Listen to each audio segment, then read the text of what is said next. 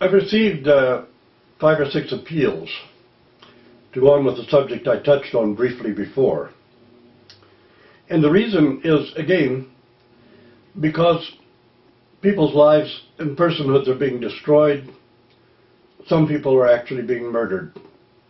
I say murdered, and I choose the word intentionally.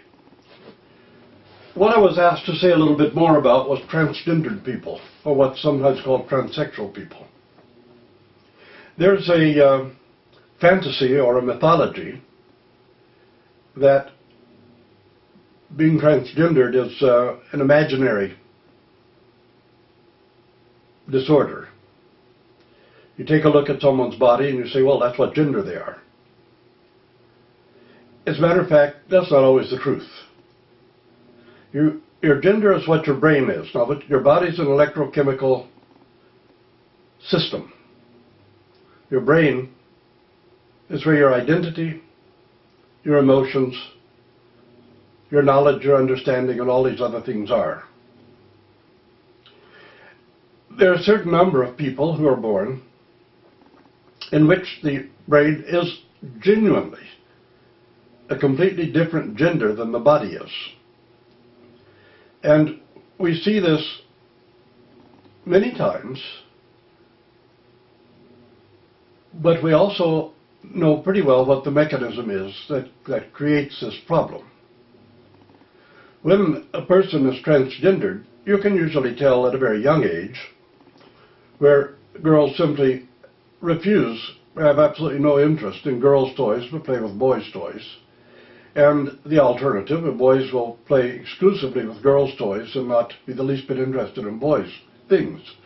Even in clothing, their choice and their understanding of themselves are often contrary to what their body appears to be. Now, a lot of people try to force and bully the child into behaving in a different way, and that in itself can cause rather deep psychological scars.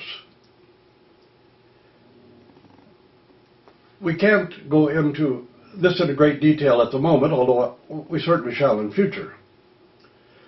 But we have to remember that for a fetus to become male, there's a great deal of process that has to take place. Since female is the default gender and the default brain wiring, for a fetus to become a male, the brain has to be defeminized and then masculinized. And sometimes this doesn't take place, or takes place only partially.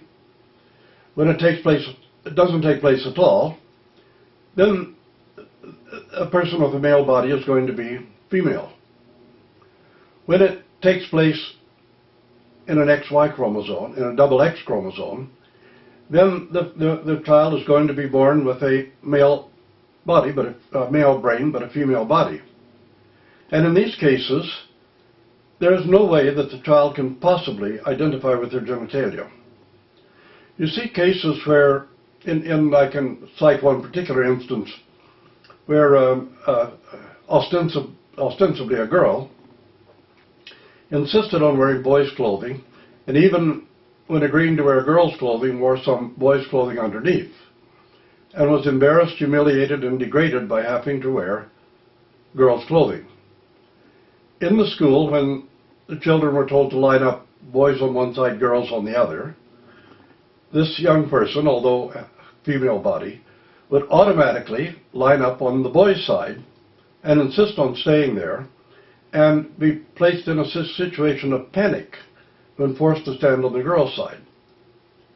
Well, when the child was old enough, it was realized that this was a genuinely transgendered child, an absolute male brain, really trapped in a female body.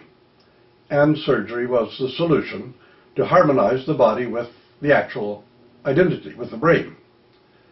I'm not going to go into a great deal of detail about this at the moment. For one thing, I'm rather exhausted and I don't have much energy this evening. But I was asked to bring this up. And I'll entertain any kind of decent, respectful questions about it.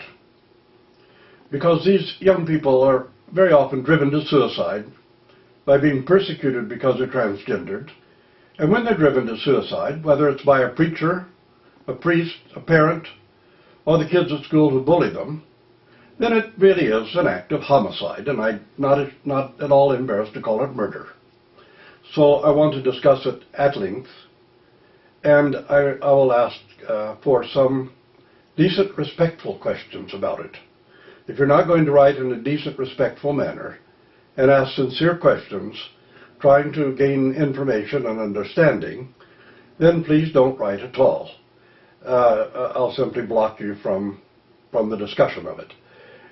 Because it's a serious issue that affects people's lives, and literally their lives, as well as the quality and capacity for life that they may have, and which can destroy their personhood, or we can find a way to give them the fullness of a personhood.